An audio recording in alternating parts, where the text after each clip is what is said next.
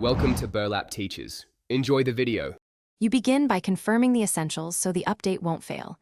Check whether your phone is Android or iOS, ensure at least 200 MB free, and backup chats to the cloud. Once done, connect to a stable Wi-Fi network and plug the device into power if battery is low. Make sure auto updates are off if you want manual control.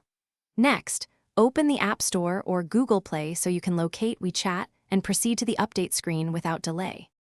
You now trigger the actual download. Open your store, search Wechat, and tap Update.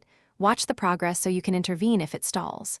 If the download pauses, pause and resume or switch to the same stable Wi-Fi. For Android, consider using mobile data only if you allow background download.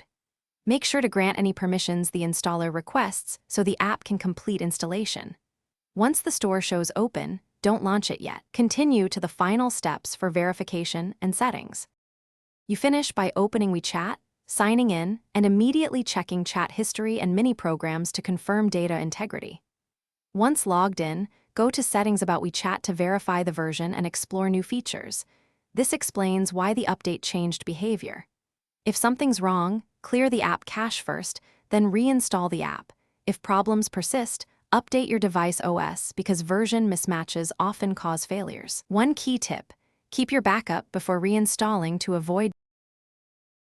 Thanks for watching. Consider subscribing if this video helped you.